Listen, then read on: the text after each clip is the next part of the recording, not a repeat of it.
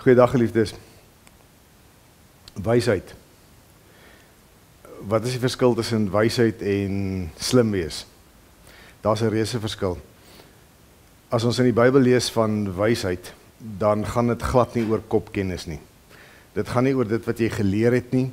Dit gaan nie oor jou vermoë om feite weer te gee of die feite op te roep en dan te gebruik in 'n sekere situasie nie. Wysheid is iets heeltemal anders. Dit is so 'n omvattende tema in die Bybel dat ons eintlik 2-3 weke nodig het om hieroor te gesels. Maar ek wil net hierdie week kortliks soort van die hoogtepunte van wysheid bietjie in die woord bestudeer saam met jou.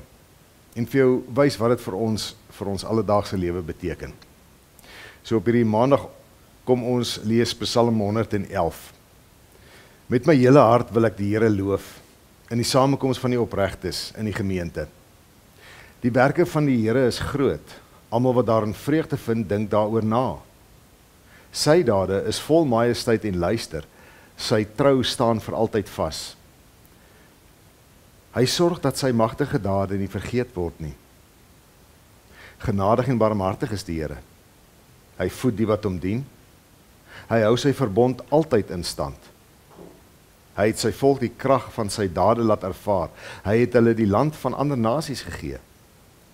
Wat hy doen, getuig van trou en reg. Al sy voorskrifte staan vas. Hulle is vir altyd geldig. Hulle is gegee in trou en regverdigheid. Hy het die vryheid vir sy volk bewerk, sy verbond vir altyd ingestel. Sy naam is heilig en dit wek ontzag. Wysheid begin met die dien van die Here. Almal wat dit doen, het ware insig. Die roem van die Here hou altyd stand. Wat 'n wonderlike psalm oor die grootheid en die getrouheid van God. Maar so hier aan die einde van hierdie psalm kry ons 'n kykie in wat eintlik moet gebeur. Hierdie vers sê baie duidelik, wysheid begin met die dien van die Here. Wat ons hier het, is hier word vir ons uitgespel 'n voorvereiste vir enige tipe van wysheid of insig of hoe jy dit ook al wil noem. Die voorvereiste vir wysheid is die dien van die Here.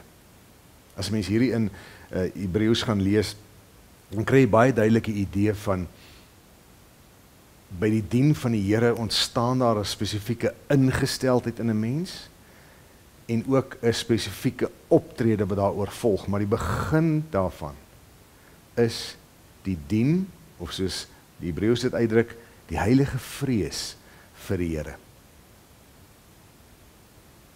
Dit sê dat as die individu 'n heilige vrees vir die Here het, vir God ontzag het, en die besluit neem dat dit die een is wat hy wil dien, dan is dit die geboorteplek van die ding wat ons noem wysheid.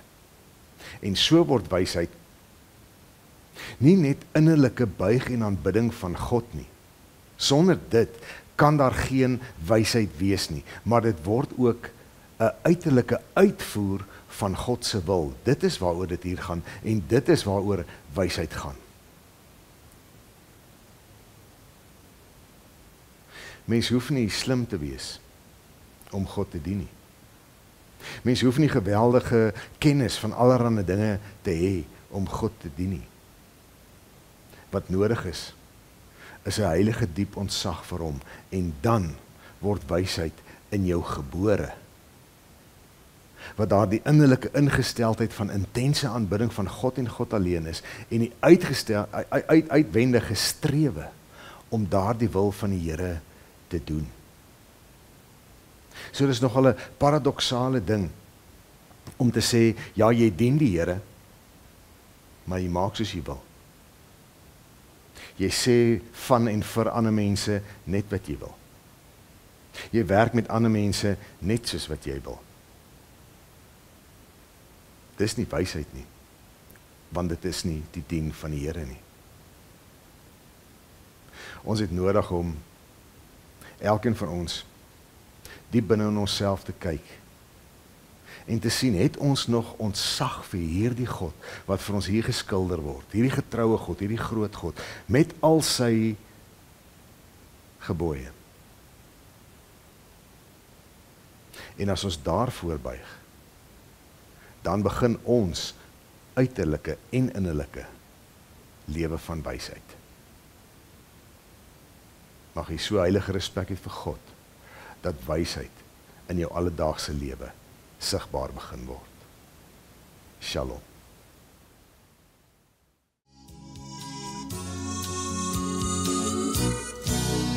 Waar saam